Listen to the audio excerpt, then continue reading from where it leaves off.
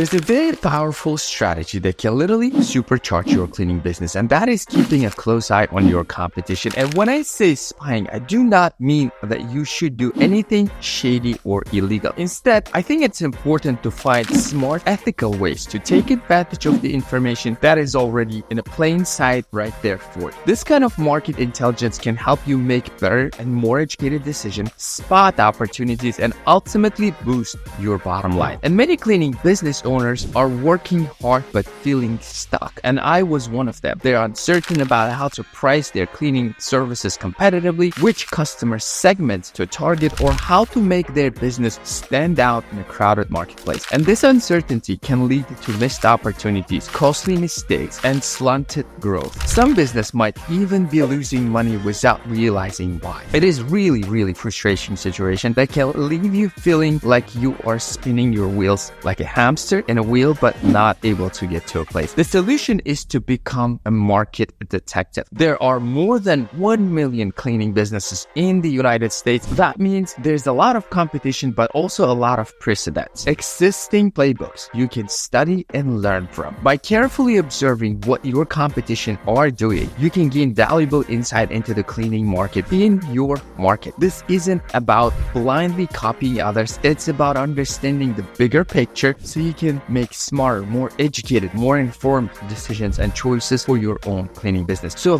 what should be you looking for? Start with their advertising campaigns. And that's where I would go, because the very first thing you want to figure out and crack it out to attract those customers to you. And this is where it starts. Pay attention where they are advertising, what their ads look like, and what promises they are making to potential customers. Are they focusing on the speed, thoroughness, eco-friendly products, or something else that you are not seeing yet? This can give you a clues about what customers in your area value most. And next, take a closer look at their website. What services do they offer? How do they describe their business? Do they focus on residential cleaning, commercial cleaning, or both? Are they offering any unique services that stand out? Their website can tell you a lot of information about their positioning in the market. It can also give you insight into how robustly you should be maintaining your online presence. Companies with good websites can generate up to 7 times more leads than those with little to no online presence. So online presence is huge, and inbound marketing is what I love, and this is where it comes into play. And when you learn your competition and the tricks and the wording that they're using, try to get an inspiration. Do not copy, but get inspired. Use things, make it better. Don't forget about social media as well. Follow your competitors' accounts and watch how they interact with customers. Some get great engagements, the others don't. What kind of content do they post? How do they handle complaints or praise? Social media can give you a window into the customer service approach and their overall broad personality. If possible, try to gather some information about their pricing structure. This might require some detective work again, like checking if they post prices online or do they have any calculators that they utilize. Understanding how your competitors price their services can help you position your own offerings more effectively. In addition to these online strategies, leverage the power of community learning through Facebook groups and in-person masterminds. Join Facebook groups that are related to the cleaning industry to connect with other business owners and share tips, experiences, and advice. These groups can be a goldmine of information, providing insights into what strategies are working for others, allowing you to ask questions and get feedback in real time. Remember, if you were to join those groups, do not be advertising and soliciting your businesses, because those are not your customers. Those are your peers. Those are your mentors. Those are your subcontractors. Those are your potential future students. So approach those as needed, appropriately. Meaning, if you're in a group with cleaners, ask cleaning related questions. What's working? What discounts work? But if you go to real estate groups for the Facebook, then for property management groups, wholesalers, those that flip the houses in real estate, then now you can provide the value to them and potentially turn them into your customers. So keep those two separate. In the cleaning group, advice and potential client also, if you're willing to work as a subcontractor. My preferred strategy is to be able to get a direct contact. So in that case, you go to other groups where your customers hang out. And similarly, participate in in-person masterminds, which is super important. They can help you build a network of peers that can offer support and new perspectives, things that you don't see because you're so much into the operations day to day, and sometimes we don't see it. And the reason you need those peers and mentors are because they take snapshots of where you at a current day. For example, myself, I do progress every single day a little bit. And when I look back, it seems like I'm not doing progress. But when somebody had taken a snapshot a month and then a month after, they can point out, man, you did these things here, right over here, you dropped the ball here. I think you should improve there. So whenever you take incremental small steps, the change is not noticeable. And this is when you want those snapshots, and they come very handy. And then face-to-face interactions will offer and often lead to a deeper relationship and more candid discussions, helping you to learn from success and mistakes of others in your industry. Another great way to stay informed and inspired by following industry influencers, because influencers often share valuable insight and strategies that have used for them. They were successful for them in their businesses. By keeping up with their content, the influencers, you can draw inspiration and apply similar tactics to your own business. Always have an open mindset. Is whatever you can learn, don't just copy, but try to make it better. Now let's talk about how to use all this information. If you notice that most of your competition are focusing on regular house cleaning in your area,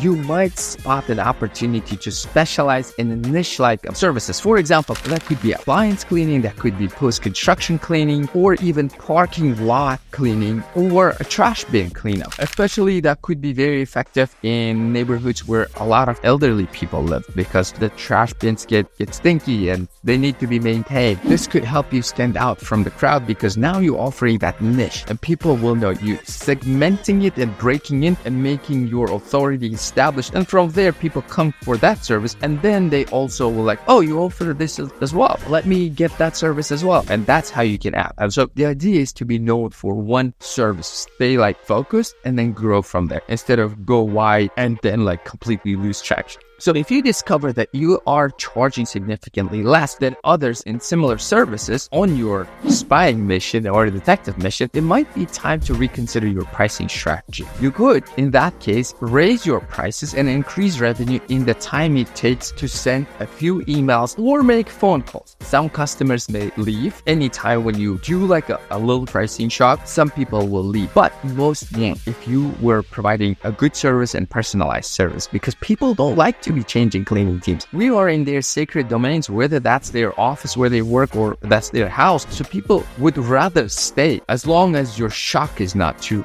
much. And with the increased revenue, now you will have enough cushion to go and look for more high-paying customers. You could offer a $1 services and try to serve million people, or you can offer $10 services and try to serve million people. You just have lesser customers to deal with, and the caliber of the customer is different. Those that pay more as opposed to those that pay less. So therefore, keep that in mind when you coming up with your pricing strategy. I never want to be the cheapest, because being cheapest means I have to pay the cheapest to my staff. And when you do that, what happens? It snowballs, right? The high turnaround, not happy employees, not happy customers, and then sometimes they can even leave and take some of my customers with them. So therefore, for me personally, it never worked. I believe that you should pay a person more than the marketplace pays, but that means that more of your customers who will reach out, potential customers, will tell no to you. But then once you have those 4 customers that are paying well, and you can get their referrals because their circle is like-minded, then your business will start changing. And now you have more cushion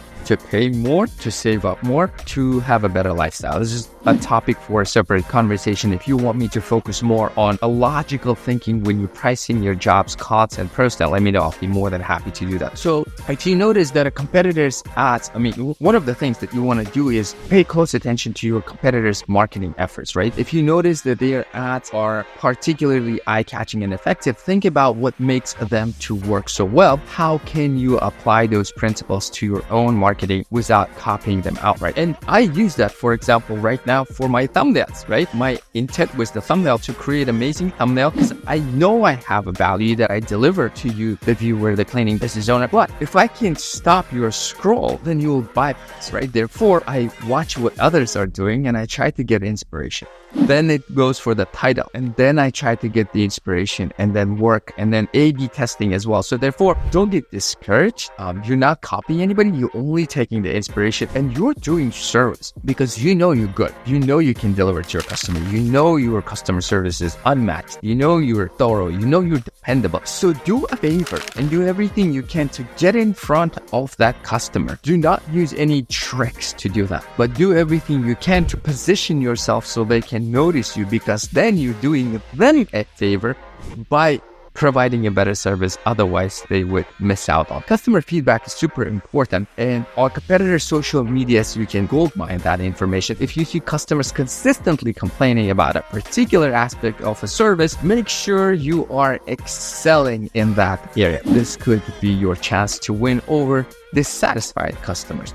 You can also find the information easily by taking a look at Google reviews for your competition. That's the beautiful thing about all of this information. It doesn't take great detective skills. You just need to know how to use a search engine, social media groups, or be willing to pick up a phone and call. And sometimes it's the best to tap into the resources to get your why answered. Just pick up a phone and call. Remember, your job isn't to copy what everyone else is doing. It is to use existing market information to your benefit. Identify the gaps, look for ways to better and more effective than your competition. And then the good news is you don't have to be the best in your area. Just become a little better than the average. Create better websites, develop a better handshake, better smile, have a better and more streamlined agreement, leave a better impressions, follow up, present a little better, warmer personality. You get the point. Like when you try to be the best, I always say progress over perfection. So don't try to hit the best, because that could stop you, meaning you know yourself, you're not the best, and that could hold you back. But you're like, I'm a little better than the competition. That's all you need to stand out. A little better. Just keep that in mind. By learning how to spy on your competitors, you can market more effectively, increase your cleaning revenue, and maybe steal a few customers in the process. Those are dissatisfied, because then you're servicing those customers. Well, that is it for now. Like, share, subscribe. See you inside of this video. Bye for now.